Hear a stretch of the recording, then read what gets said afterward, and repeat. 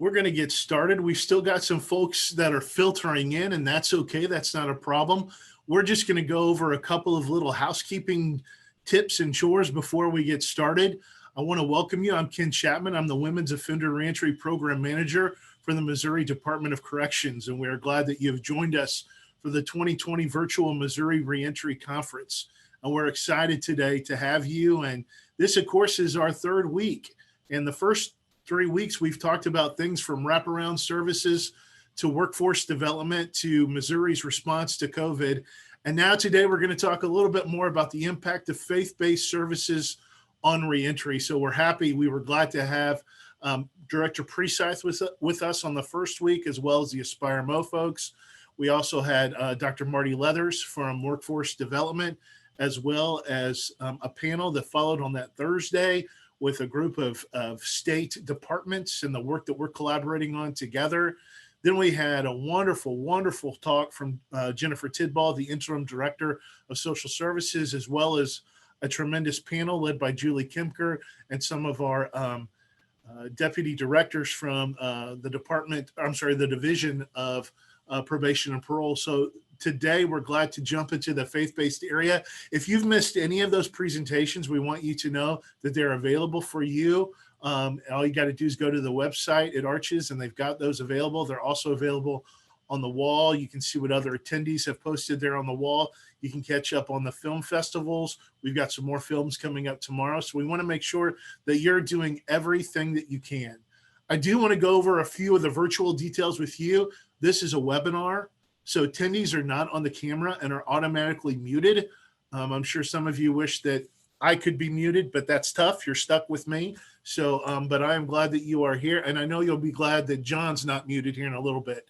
You're going to be you're going to have quite a blessing today to listen to him speak. So the webinar is being recorded. We want to refer you to the chat, to the question and answer kind of features that are available at the bottom of the screen. You can chat with the hosts or panelists or to all the attendees. Make sure that if you want to speak to everyone, you're speaking to everyone, or go down the list if you have individuals that you want to talk to as this is going on. Questions will be delivered, if you have them, to our facilitators and will appear in the question and answer window as they're answered. So I want to make sure that you do that. John's getting ready to speak here in a few minutes. I want to thank Amber and Rachel for kind of navigating those waters for him this afternoon. We're glad that they're here. You can also edit the view of your own screen. On the Zoom toolbar, there's a drop-down list that has view options with a few choices. So don't be afraid to do so. You can just adjust the size of the PowerPoint and the video screens if you prefer the one much larger. So that picture right there is a terrible picture of me. I'm not sure what I'm doing in that picture. So just note to all of you at Arches, get rid of that, okay? But we are glad that you have those options. If you're on a mobile device, simply tap the smaller screen if you want to switch that out. We also want to thank the Missouri Coalition of Recovery Support Providers for sponsoring the meeting app and our website. Go to the app and you can see more of the things that are going on. If you have your phone with you, you know, everybody loves to see Ken do this. This is about the only thing I do very well right now. If you want to make sure you're networking with people, all you have to do is log into the app and shake your phone, and you can be connected to other folks that are there. You can post on the wall through the app. You can check out sponsors and exhibitors, and we want to encourage you to do all of those things. On a housekeeping note also, we want to remind you that if you're watching with a friend or colleagues or coworkers, let us know that so that we can make sure that we take stock of that, so we make sure we know how to get you the right kind of credit for the time that you're spending with us. We want to make sure that everybody gets the credit that they need. So please, if you are watching multiple people at one screen, make sure you let us know who that is. I am so glad today to be able to introduce to you John Stroup. And John is such a great guy. Now, before I go into all this dialogue about John, I want you to understand something. John and I got to meet for the first time in February at the Governor's Student Leadership Forum. And not only did I get to meet him, I got to meet his wife. I got to meet the little baby who's not so little anymore, John. She's grown up. And I love to see that on Facebook. But John comes to us as a former offender. He has spent some time in prison, and upon his release, and during his time in prison found God. I don't know any other way to say it than that, or maybe God found him. I think I'm going to say John found God. God already knew where he was, but John found the Lord, and the Lord changed his life from a life of drugs, from a life of abuse and hardship and poverty. John found the Lord, and the minute John found the Lord, his life changed, and his life has impacted so many since that time. Since 2011, John has developed an outreach design that's targeted those whose lives are broken. And as he reaches out to them, their lives are changed. He's a part of Freeway Ministries, and we don't want to forget them. It's a nonprofit organization that reaches an average of 1,000 people weekly with the gospel of Jesus Christ. They're committed to providing care, counseling services, and of course, discipleship, which is the source of what we're going to be talking about today. So, and the idea is that those things can transform the life of an addict from hopelessness to hope.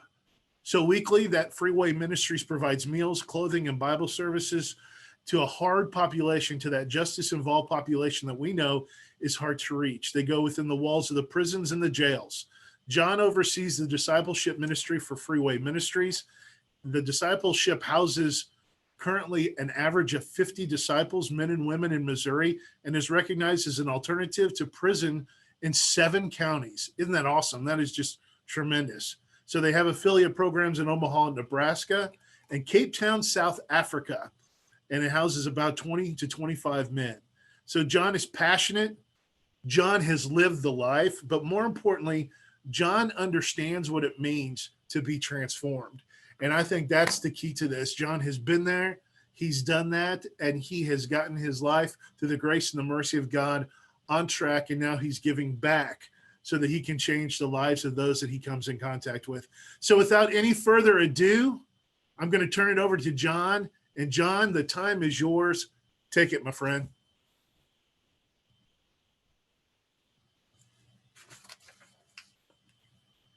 All right, I had to figure out how to unmute myself. So really just kind of starting off, I'm the co-founder of Freeway Ministries. I'm one of many, three of us started it, and then our family. So I can't take credit for everything, the planning and the developing of the ministry. But I am a co-founder and the director of the nonprofit. So just wanted to kind of clear that up, but just kind of explain who we are, our story a little bit. We started off as an outreach in a local church in 2011. In 2009, personally, I got out of prison. I was sentenced to prison in 2008. 2009, I got out of prison, and I started off in the middle of nowhere. I'll just put it that way. I won't say where I was. I had no family in the free world to write me in my prison sentence. I went to prison for selling drugs. I was a homeless man. I was strung out. I was an IV user. I went from a drug dealer to a drug addict junkie, and just to a junkie. And that's who I was. I was on the streets, had no family that was in the free world. Everybody was dead or in prison. And I ended up going to prison, and I found a Bible in a prison cell. And inside of the Bible, I found out that the Bible says we're all bad. There's none good, no, not one. And that was great news to a bad guy, but terrible news to people who think they're good. And then I wondered, well, could God use a man like me? And so I found out I was a poster child for Christianity according to the Bible. And I surrendered my life to Jesus, and I asked him to use me like the drugs used me and give me a purpose. And I had no family. I had nobody to write me in prison. I never made a phone call my whole prison sentence. I lived off $5 a month. I bought 5 postage stamps, a stick of deodorant, and a stick of toothpaste. I remember being so broken that I couldn't even afford shampoo. I would wash my hair with donated soap, the Bob Barker soap that was in there. And I did 18 months in prison, my first time down. And my last 6 months was JCCC in St. Joe. But inside of prison, I had hope. I was dedicated to becoming a disciple of Jesus Christ. And during my prison sentence, something interesting happened. My cellmate in Fulton gave me an address to a missionary named Dewey Houston. Dewey Houston was a retired missionary, if there is such a thing. He wrote me after I wrote him, and I had all these questions I needed answered, and he helped me answer some of those questions. And he wrote me every week for 18 months. He wrote me for most of my sentence.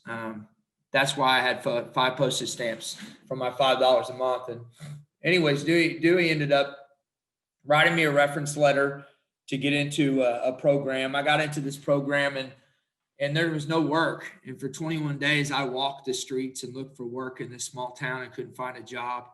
Well, Dewey came and picked me up from this place I was at, and he brought me to Springfield. And I went into the Salvation Army homeless shelter at 636 North Boonville Avenue in Springfield, Missouri, and they gave me a bed. And I remember not knowing what would happen with my life, and I'm in this homeless shelter, and I ended up developing these disciplines and these principles, these commitments that I started living by according to God's word. And I lived by these principles and disciplines in prison, studying the word and just had a routine down. But it's different now. I'm on the street. I'm homeless. I have no money. I have no family. I have no real support. I mean, I have this old man that was a good man, but he didn't really know a lot about recovery. I got a job taking the city bus. I joined recovery groups. I was called to be a preacher. I ended up meeting some men at a coffee shop, and those men became my friends. And those men and I started Freeway Ministries to reach people that come from my background, to give people a Christ-centered alternative to recovery. And we started an outreach in 2011 as part of a local church, and we outgrew our first building our first night. I remember the pastor of the church said, if you ever outgrow this building, we'll get you another one to meet in. And I got to call him the next day after our first meeting and say we outgrew our building. And so it just spread like wildfire, and it started revolutionizing the church, giving the church a way to reach the hard to reach with the gospel. People from my group, my people group, and we started this, and today we have 6 of them, 6 of these outreaches in 2 states, in 2 countries. We're in South Africa now. We realized we needed to start houses in 2013. We realized as we need to start housing places for people to go that needed a Christ-centered recovery home where they could learn more than just sobriety. And we started a house in 2013, and now in Springfield, where we're at, where our world headquarters is, we have 2 men's houses and a woman's house. We have a discipleship house. We call it the Ranch. It's very, very large home in Marshfield, Missouri, about 45 minutes away. And we can hold 16 men there. And then we have a second stage home in Marshfield. Ash Grove, partner church there, they have a home there. And then we have a partnership with a church organization in Omaha, Nebraska, an affiliated Freeway. Rick Leckner runs it. They can hold about 20, 25 men. And then we're in South Africa, where we have affiliated Freeway there, and they have a men's home in the retreat area in Cape Town. And so we are a nonprofit organization. We are our own entity. And today we help churches create outreaches to reach the community where they live.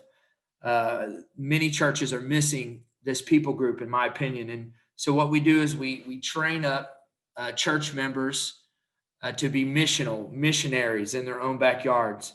And today we're seeing the fruit of it. We're seeing so many lives transformed and radically changed. And so just a few things that just our story before we start into the talk. We purchased our houses in Springfield. We own them. We don't owe any money on them. We raise the money. We buy the homes. We have the Marshfield house. I covered that. I'm just kind of going over my notes here. And so I want to talk about our approach to a biblical-based structure, based structure. So the first thing I want to discuss today is this. There's a difference between faith-based recovery and Christ-centered recovery. I don't call our organization or our housing side of what we do, because we have outreaches we do, and we have housing, but I don't call them faith-based. I call them Christ-centered, and let me tell you why. You may ask, what's the difference between faith-based and Christ-centered? What is faith-based? Well, what's the standard for truth? That's a question I would ask. What's the standard for right? What's the standard for wrong? What's the standard for good? What's the standard for evil concerning a faith-based program? Well, a faith-based program, you could say faith in anything. What's your faith in? Faith in yourself, faith in a doorknob, faith in the God of your own understanding. That's not our organization. Maybe your faith is in what's true for you is true for you, and what's true for me is true for me. That's not our program. Our program is not a faith-based program. Our program is a Christ-centered program. We teach a biblical worldview. We look at everything from the lens of the Bible. That's our program. A biblical worldview on marriage, a biblical worldview on parenting, relationships, work, truth, good, evil, right, wrong, sex, integrity, addiction. We have a standard for truth, and the standard for truth in our program is God's word. Now, our program isn't for everyone. We have a strong vetting system that we use before we accept people. The last thing I want to do is set someone up for failure. And so if someone is not prepared for our program, or they don't agree with what we believe in, then they don't need to come here. So we vet them. We are a discipleship program. And so discipleship is our recovery. And what I mean by that is the word disciple means learner. And so in order to be a learner of what we teach, you have to be able to be teachable. And so you have to at least be willing to learn what we teach and accept that truth. And so we have a vetting system. One of the issues that I see facing group homes and recovery homes today is a weak vetting system. We don't have a weak vetting system. We have a strong vetting system. I can tell you this. This is a fact, that we've been doing discipleship housing since 2013. Okay. I've dealt with hundreds of people. We've had our houses full of an average in Missouri of 50 men and women. I've never had anyone commit a crime while living in our program. Our program is a 1-year-long program. I've never had anyone use drugs in our home that I know of. I've never had a fight break out in our homes. I've never had the neighbors have to call the police. And we've been doing this housing ministry since 2013, and it has to do with our vetting system. What is one thing that you can invest in a drug addict that they can't trade for drugs?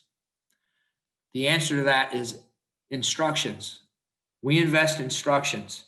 And so what are we looking for, and how do we determine the people we accept? Our application process weeds out people who aren't serious. If someone desires to enter our program, they'll have to fill out our application and our document. And our document has a structure on it. Our application, it's all together in one document. They can get that application off our website. Our website is on there. I have Rachel and Amber helping me monitor that right now. And I'm very grateful for them. They can put that on there for you. They can get our application from their parole officer, their lawyer, their family member.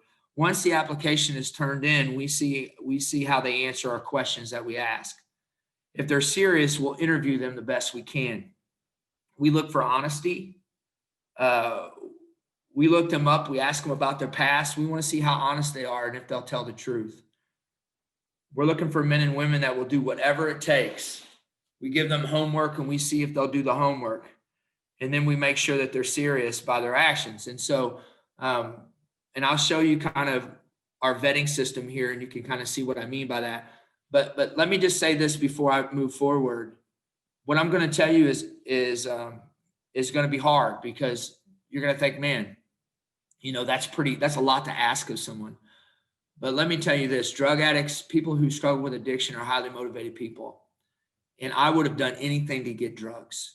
And so when someone's not as serious about getting sober as they were getting high, they're not ready for our program. And so we have a way to vet them, because me and my coworker and the other coworkers that I have today, all of us come from prisons and institutions, every one of us, or drug addictions. And we understand addiction, not because we learned it from a class, but because we lived it. I was homeless. I was strung out on drugs. I walked the streets. I've been to prison. I can't tell you how many calendars I've done in the county jails. And so I understand what they're going through. So our discipleship houses, we charge $350 a month. We have zero state funding, okay? This includes 2 dinners a month, help with food, bus passes, books, journals, clothing, transportation to 6 or more meetings a week. We're not getting rich off our people. We charge about $11.50 a day, but the charge is just to keep the bills paid. So what makes us different? We're a family. That's what makes us different. One of the big things that makes us different. We do everything together. Our people, we do holidays together. We do Christmas together. We do Thanksgiving together, Easter, Memorial Day, birthdays. Our people, in order to live in our program and to stay in our program, you have to serve the community weekly. So you're giving back instead of taking.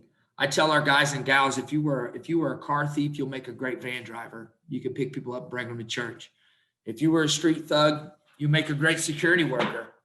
If you were a drug dealer, you can pass out tracts and invite people to church. We're not afraid to give people a chance who have a rough background. Our people serve the community. They do childcare if they pass the background check. They do security. They feed the homeless every week. They take up the offering. They work on the worship team and so on. One of the things that also makes us different is we have a strict accountability to our program. Let me tell you what I mean by that. We do random drug tests twice a month, every month. We have them drug test each other. And some of you are spinning in your seats right now because I said that. But let me just give you something to think about. One of the things that holds my people group back and people that come from my background is a criminal mentality. It's kind of hard to act like a criminal when you're doing a drug test on somebody. And so part of what we do is we break a criminal mentality. And let me explain that here in a minute. We check phones on a random basis monthly. Our meetings are not, our men are not allowed to talk to women, and our women are not allowed to talk to men on the phone. We don't allow people to have a romantic relationship of any kind, because relationships are the number one cause for relapse. And so, and that includes emotional or physical relationship. We have a 30-day probation period from phones or Facebook. We have a curfew every night. They have to be home by a certain time. All of our people work day jobs. Nobody works nights. Nobody works overnights. We have 50 men and women on average in Marshfield, Springfield, Ash Grove, Southern Missouri here, and every one of them have full-time jobs, and all of them are paying taxes. And so they're a part of the workforce today. And like I said, we're not costing the taxpayer any money. What makes us different is sobriety is not success with us. Many programs see sobriety as success, but that's not the case. And I'll tell you why. Because you can be a sober criminal. You can be lazy and sober. You can be immoral and sober. You can have a criminal mentality and be sober. You can be sober and act like a criminal. You can be sober and be a thief, right? And so we see success in creating men and women who find their identity and their purpose in life. We see success in creating men and women who can find their identity and their purpose in life. We help them get there. And so that's one of the things that makes us different. Another thing that makes us different is we utilize the local church. Every person that gets in our program gets a mentor. Every person gets a mentor. We call that discipleship. And so we have men and women from local partnering churches that mentor our people. And purposely, they have nothing in common but Jesus, okay? Nothing in common but Jesus. They're successful people who teach our disciples, good husbands who teach our men how to be husbands, good solid women who are wives who teach our women how to be wives, good fathers who teach our men how to be fathers, and good mothers who teach our women how to be mothers. And so it's very, very important. This is successful. This has been phenomenally, just made a huge impact on our people. There are people who are successful that teach our people how to live their life. We have a discipleship book, and we're biblical. We're a Christ-centered organization. And so our discipleship book covers 14 truths from God's word we feel are vital for our people to learn. They walk through that book together, and they meet once a week outside of the local church, outside of our meeting times. And so these successful people build relationships that are meant to last a lifetime with men who have father issues and women who have mother issues. Coming from my background, I come from a very toxic family. My mom and I sold drugs together my whole life as a young man, a teenage boy. My mom and I were crime partners. I grew up in prison visiting rooms my whole childhood. I remember my brothers were old enough to be my fathers. And I remember I would go to one prison to visit one brother on one day, and the next day I would go visit another brother in another prison. And I remember watching my mom tie up balloons of drugs as a single mom without a dad. She would just sit there. I love my mom. My mom's passed away. God bless her soul. But that's just the way it was. And so the people I looked up to my whole life were criminals and drug dealers and drug addicts. And so, when I gave my life to Jesus and I got out of prison, I had no family, no mom, no dad, no grandma, no grandpa, no aunt, no uncle, or nothing like that. And so the local church surrounded me and embraced me. And now I have these mother figures and father figures and grandpas and grandmas and aunts and uncles and these brothers.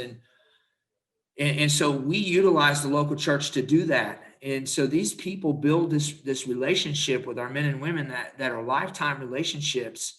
And many of our graduates now, they're becoming mothers and fathers to these people.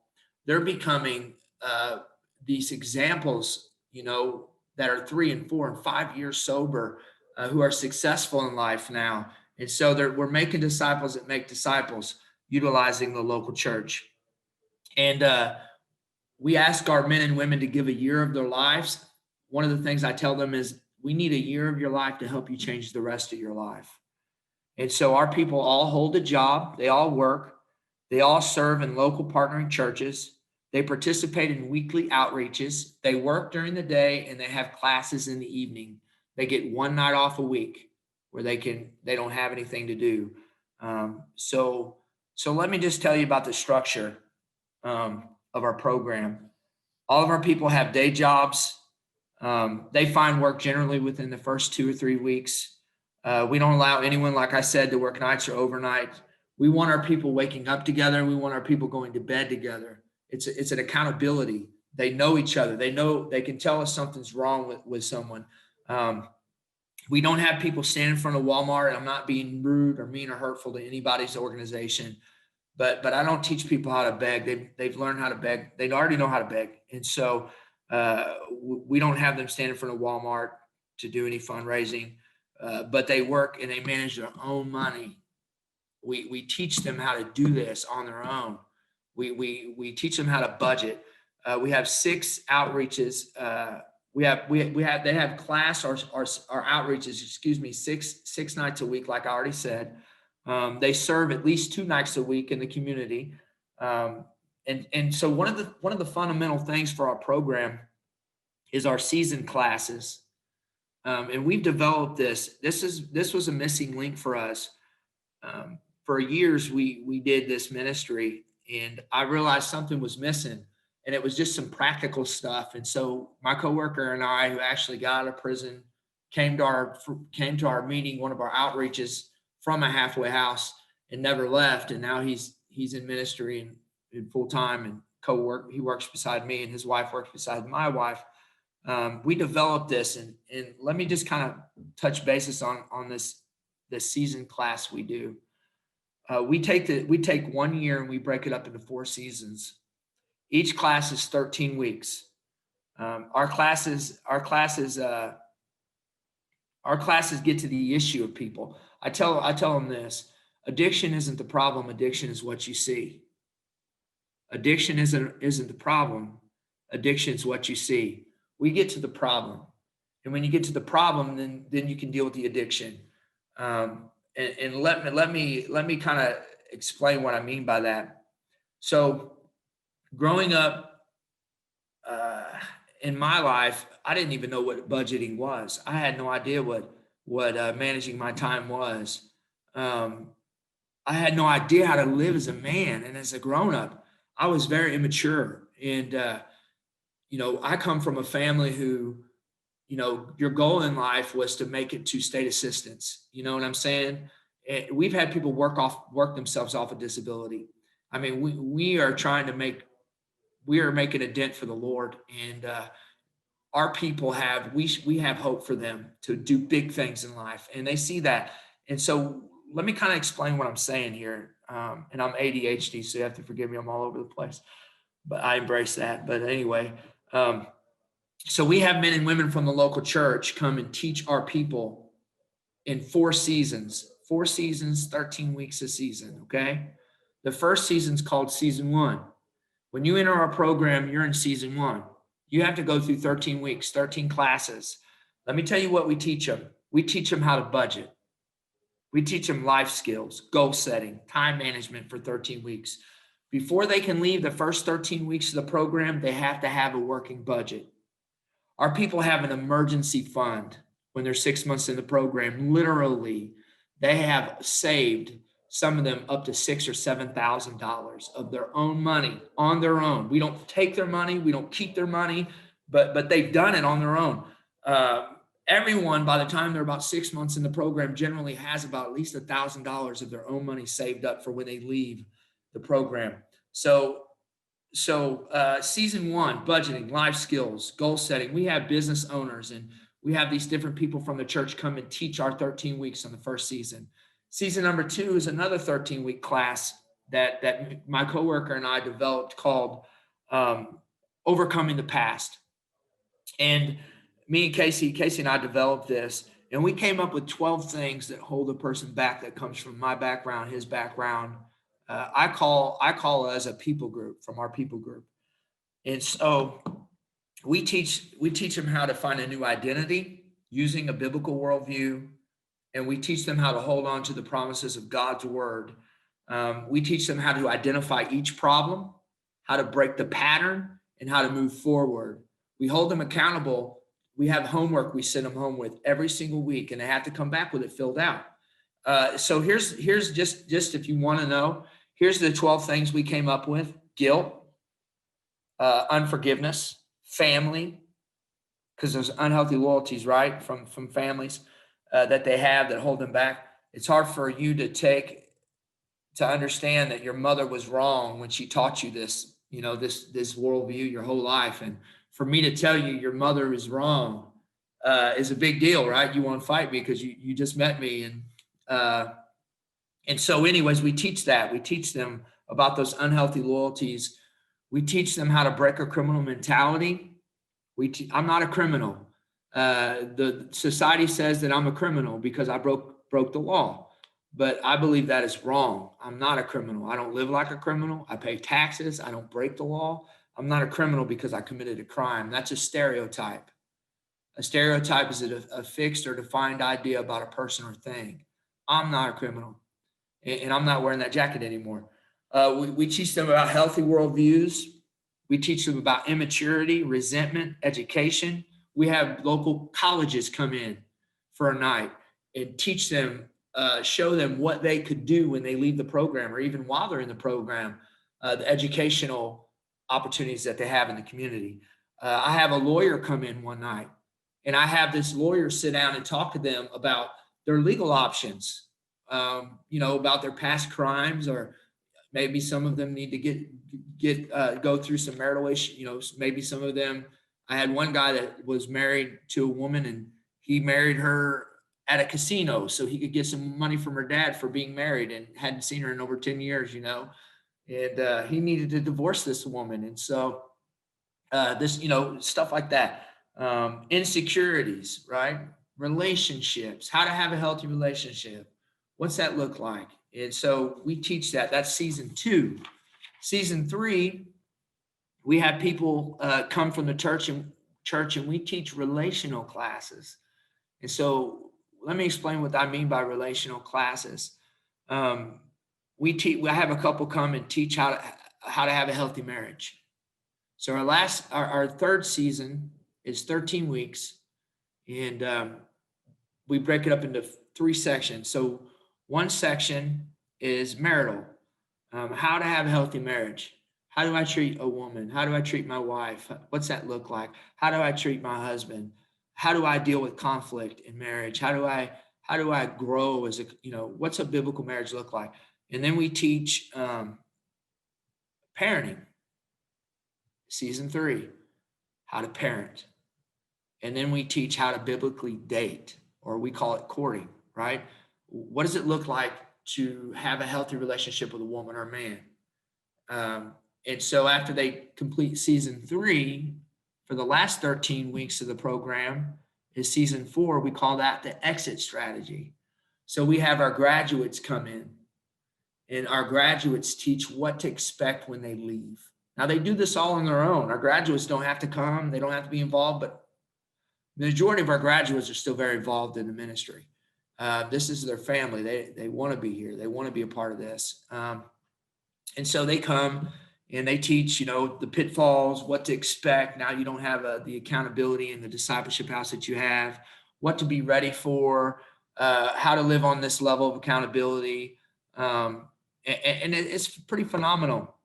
And so, yeah, that's what we do. We have our outreaches on the weekends at all of our freeways. We have outreaches. So we feed the community. We bus people in. We have 6 different outreaches. We have 2 in Springfield, 1 in Marshfield, 1 in Ash Grove, right in the area. So out of our 5 outreaches, we average between 800 to 1,000 people that come every single weekend. And we feed them. A lot of them are homeless, living on the streets. We have partnerships with local rehabs. Our people are learning how to love on the community, right? We have a clothing bank. We do outreaches every year where we go into the homeless camps, and we do Christmas for inner city kids, and our houses are a part of that. So we're teaching them how to live the rest of their life. And so the structure they're doing right now, they're doing it on their own. They're learning, we're coaching them, and we provide an atmosphere of change. We provide heavy accountability, but they don't have to work. Like, they could quit their job if they wanted to. They get on the city bus and come home from work. Like, they could go to the Brown Derby, right? But we're giving them structure, and we're teaching them how to live. And guys, this structure came from the homeless shelter. When I was homeless, I learned this. These are disciplines and principles I lived by. I took the same city bus all over town.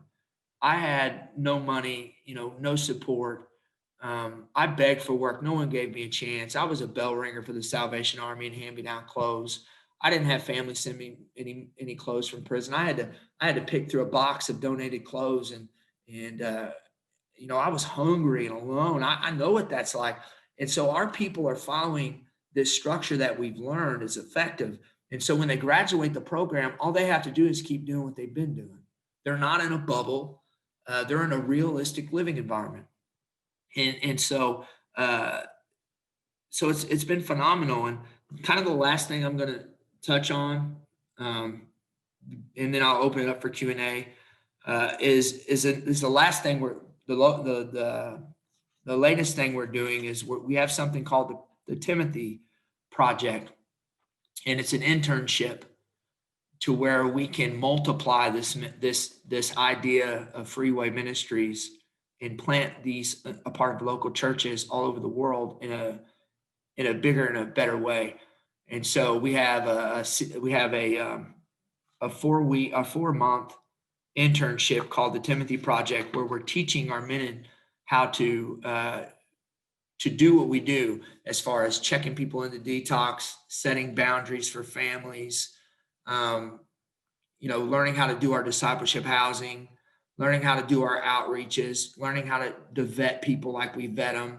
learning how to build relationships with the church into the community, this recovery community, learning how to deal with probation and parole. So my heart and my goal is to create this Timothy project and out of our graduates to where they can train people. Churches can send people to us, and we could teach local churches all over the nation how to do this ministry as a part of the local church without depending on the taxpayers' dollars and grant money. And so, I don't know if that is what you guys were looking for.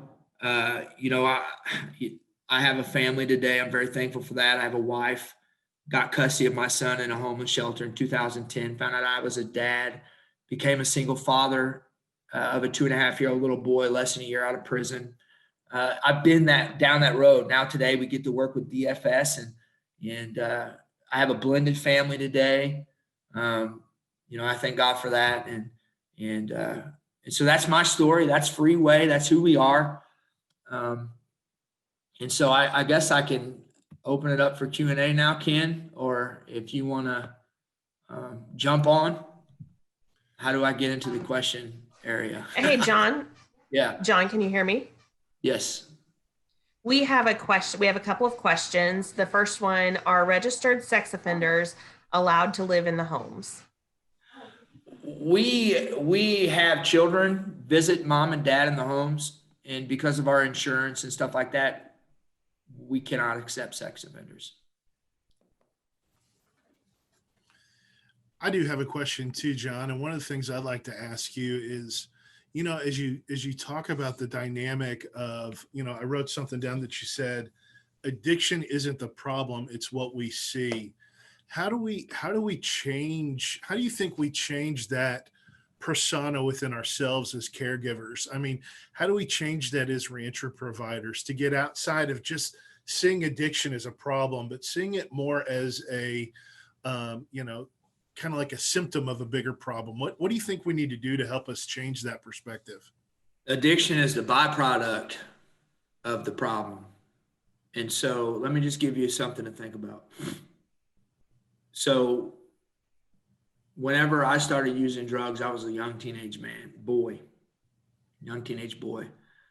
Grew up with I call it relational immaturity. Mm-hmm. And so it's kind of like this. You encounter two people who are adults that have 4 kids, but really they're like 2 10-year-olds married to each other, right? And so they respond and react just like kids would. And so what's the problem? The problem is the immaturity in that person. And so, you have to realize that, what would happen if you put my 13-year-old son in a stressful situation? He would respond by fighting or running away from it, right? And so you have to teach them how to be mature. You have to get to the heart of those things that turn them to addiction, where they respond: unforgiveness, forgiveness, guilt, shame, these different things that they deal with. A lot of programs teach sobriety and success, and I strongly disagree with that because, sobriety. Let me just give you this thought.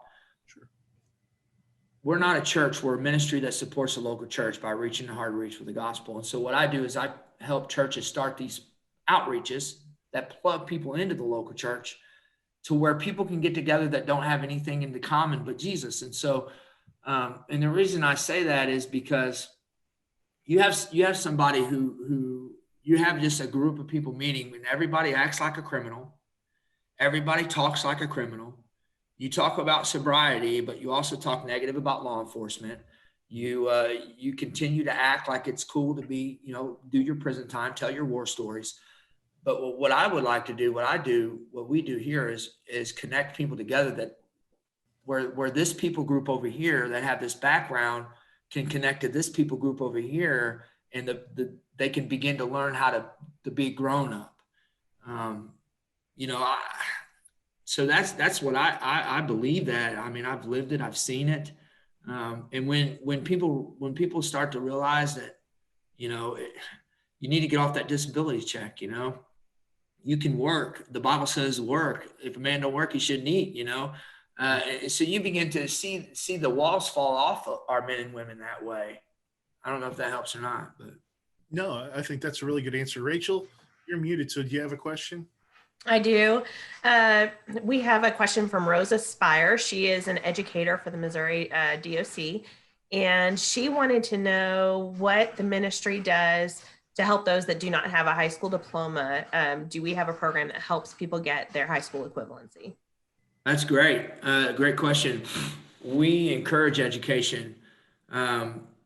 Out of this year, we'll have more graduates than we've ever had, twice as many as in the history of our ministry. And it's pretty cool. We'll have probably 15 to 20 graduates this year, and 95% or more don't go back to drugs or crime that graduate. And in our program, and about 50% of them quit. I'll just be honest with you. A lot of people will tell you their statistics on success, but they won't tell you how many people leave. I'm going to tell you how many people leave, about 50%, and that's actually growing into a better rate. But we goal set with people. So if somebody came and, for instance, they don't have an education, we'll sit down with them and assess them and say, okay, that's a goal. We've had plenty of people get their GED while they are living in our program. We want them to be successful. We want them to move forward in life. And so I've had to make people leave the program. They just don't want to leave it, and so we wanted them to grow. So we would get them with a tutor from the local college, and we would begin to help them walk through that and hold them accountable. Another question that we have is, what do we do when we have people who have custody of their children and they're wanting to go into the home? Yeah, so that's a great question. Right now, here's my dilemma with that. I can help one woman with 3 kids, or I can help 4 women with 3 kids apiece. And so right now we just don't have the ability to take women and children or men and children. I was a single dad for almost 2 years, so I understand what that's like. But we can't be good at everything. And so, what our focus is on right now is raising up these men and women and teaching them how to be mothers and fathers. So I ask them to give us a year of their life to help them change the rest of it. So we just don't have the ability to do that. And then do we have an age requirement for individuals that want to come into the program? 18.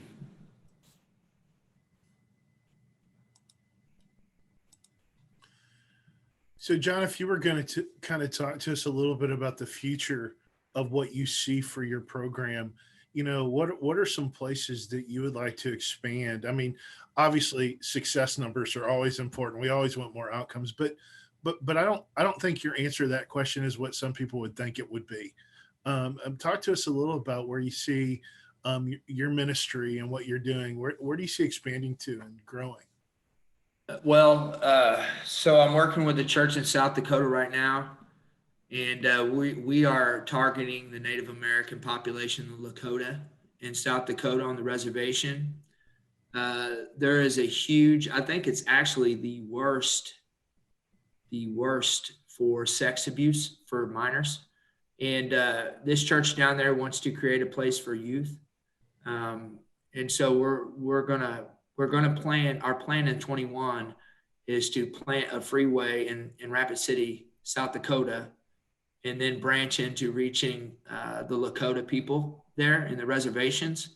The tribes are ready; they want us there. So, that's one thing. Another thing is our second stage program. I'm looking at some duplexes or fourplexes in the Southern Missouri area where we live. Because what happens is, Ken, our people graduate and they want to stay where their support's at here. And so I can't find them anywhere to rent because they don't count our program as rental history. So literally, I've got 15 men and women graduating, and I have to work my tail off trying to convince people to rent them a place. And then, so my goal is to actually have an auction coming up on the 10th to try to raise some money to do this. But my goal is to buy a fourplex or a duplex and give them 1 year rental history. where everybody gets their own bedroom, fully furnished house. And then that way they can have a place to stay with a lot less structure. We have a second stage program in Marshfield, and the house is full, and it's been effective.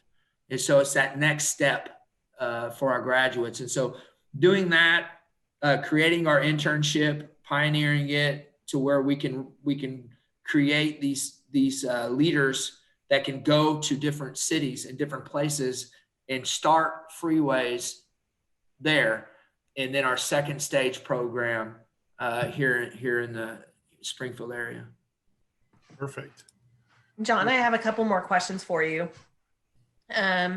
Stacy is with probation and parole in Neosho, Newton, and McDonald County. Do you serve all counties throughout Missouri? We every county's different. Every jail is different. Every judge is different. Every parole officer is different. So yes, we are willing. We listen, we feed our people. I mean, that we love them. They have dinner. We provide dinners for them 3 nights a week.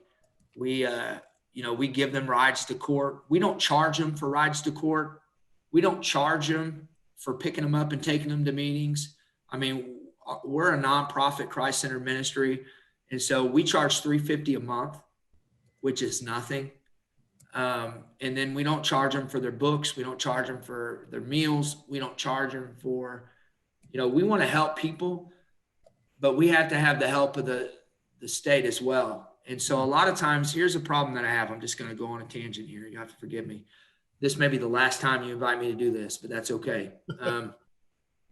I preached at a lot of places just once. So, but one of the issues that I found is that the parole officers, we get somebody in the program, they know the stipulations of our program, but they work behind our backs, not all, some, with the client to get them out of our program with the judge without us knowing. And that's been a hindrance to us, because here's the thing, we are pro authority. Like, we respect authority. We teach respect authority. We work with probation and parole. If somebody is dirty or they have a dirty UA, we have 12 panel tests we use. We contact probation and parole. Like, we don't allow them to live like criminals or violate their stipulations in our program. And so we want people, we want to work hand in hand with the state. So that is a big deal for me. Well, and that's one of the things that I think you and I can dialogue about too, is how do we help facilitate a better relationship, if we need one, with probation parole? How do we get them on board, and how do we help us find some common ground there? And those are the kind of things that I think are a challenge. I think a lot of our partners would say you have some who are really, really good, and then you have a few who are a little bit difficult at times. So that's one of the reasons why this kind of conference is so important, because it helps us see where we've got some gaps and where we need to do better. So I'm not everything's hunky-dory all the time, and we know that, and not everything is always strawberries and cream. So we got to figure out ways to address those issues, John. So I thank you for your honesty in that, and I appreciate that. Rachel, I didn't mean to cut you off. Do you have something else? I do.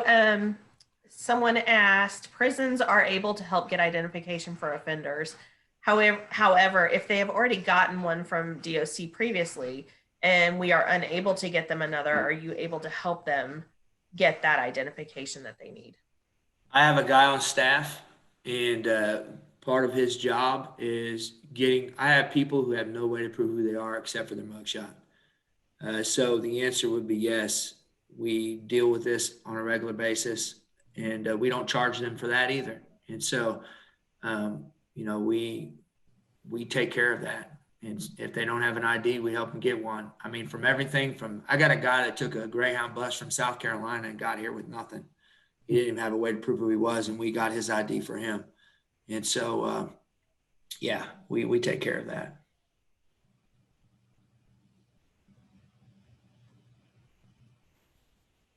What else do you have?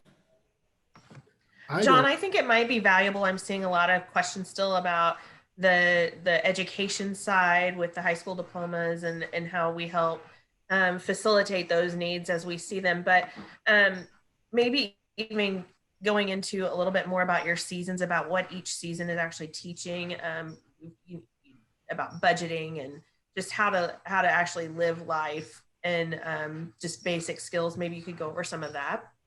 So as far as education goes, I have several colleges that I work with here in Springfield, and they will look over their past for us because they know our integrity. And so we, like I said before, we send them to the college, and they have tutors, and it doesn't cost them anything. You can get your GED at the community college in Springfield for free, and they'll tutor you for free. It's OTC, Ozark Technical College, and they call it OT free. I mean, it's free, it's cheap. They don't, they go there, and then once they get their general education there, then they move on forward in life. And all of our guys, by the time they graduate, our guys and gals, all of them have cars. All of them have their own driver's license. All of them have their savings. All of them have a good job or are going towards a career. We have several people that are in profession. You wouldn't believe the places they are, and they've come from our program. And one of the things that I'll say, and this is for the Missouri Department of Corrections or whoever's listening in the probation and parole, I would challenge you. I know you've got to deal with the city when you have recovery homes in your city, right? You got to deal with the city council, and we've had so many problems dealing with that.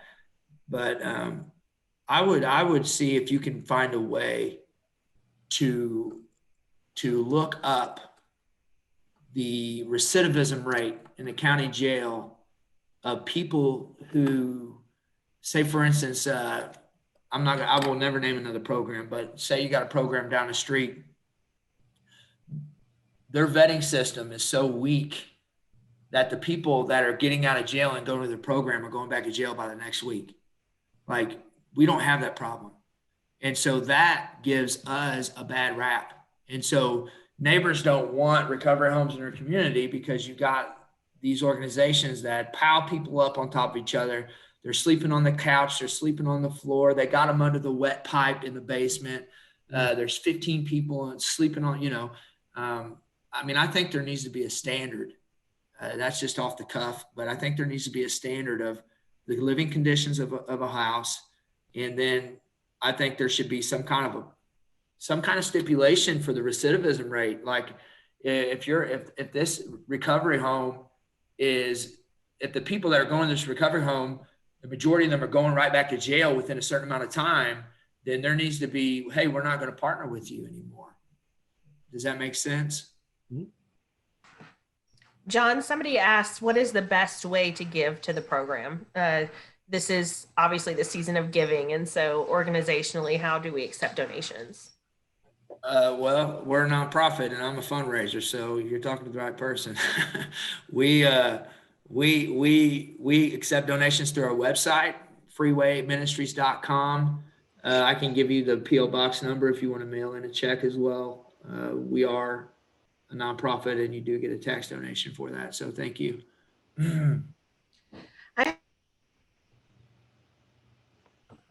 I have someone that has asked if there was a free technical training offered for the individuals you serve, would Freeway Ministries be receptive for individuals to attend? Yeah, it just making sure it doesn't compete with any of their classes. Like I said, we have classes in all of our homes that are open to the public. And so on Monday nights, we have classes that go on in our houses, and that our men can invite their fathers and the women can invite their mothers or sisters and their families to come. We actually have an event called Dinner with a Friend on Monday nights in our women's house. And women from the church, we have different leaders for different weeks, and they have dinner together. They eat together, they eat a meal together, and then they have a Bible study. But so as long as it wouldn't compete, they only have one free night a week. And so they're really busy in the evening. That's the only thing. And then they work during the day.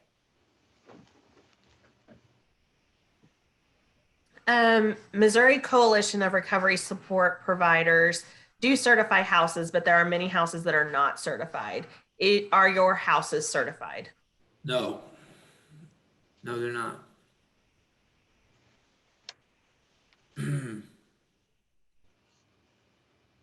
Okay. And then we have another question. How do you choose your staff or your volunteers? That's What a is great that process? question. That's a great question. We have an ethics code. That's where we start. I believe in promoting from within. So I don't look outside of our group because I know what these men and women are doing through the week. I know what their home looks like. I know what their parenting looks like. I know what their attitudes are. I know where their dedication and faithfulness is.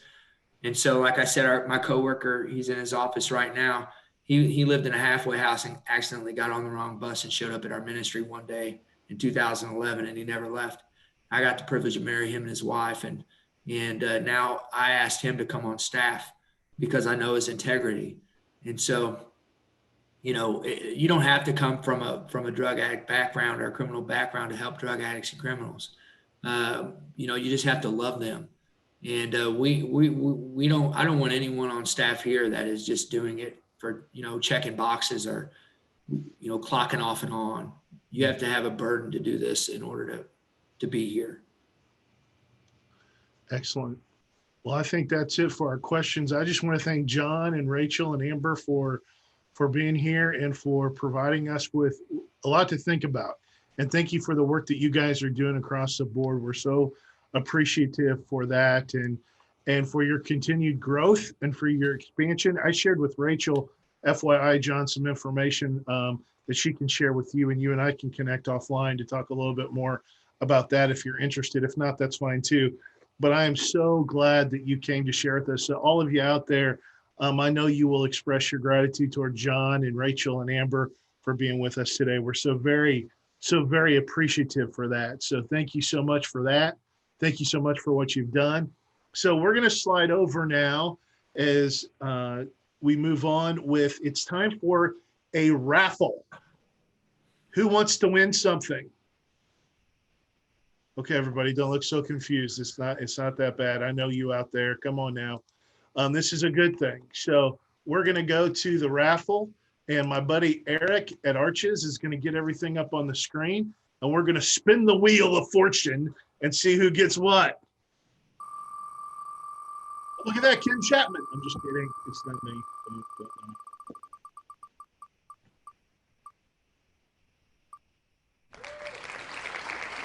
Gary Parker, here in the house.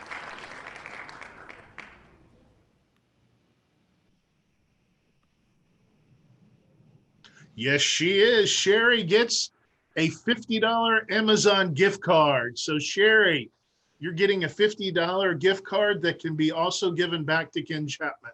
So that's just a thought, just an option for you. Of course, you know I'm kidding, but so very grateful. I want you to know that attendees, that the conference organizers will be reaching out to you, Sherry, to make sure you can claim your prize. I want you to know that this session is now coming to an end. We want to thank, again, John, Rachel, and Amber for joining us today, for the great job that they're doing with Freeway Ministries and all the great work that we're doing. I just want you to know that I know you've heard this said before, but I'm going to say it again. Our work with Justice Involved and the Justice Involved population is only as good as we do it together. We're better together than we are apart.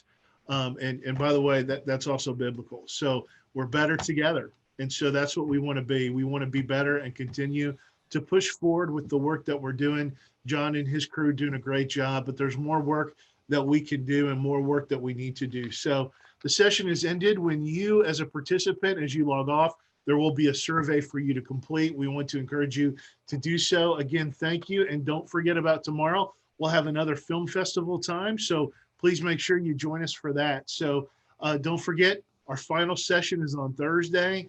We are looking forward to a great panel from our community partners and from what those partnerships are doing out in our community. Look forward to hearing from them. Bill Dent will be a part of that session, and that will be an exciting time. So thank you. Go out, be safe, be smart, but most of all, understand this. The work that you do matters, and it makes a difference in lives. So thank you all so much for joining us. Have a great day and be safe.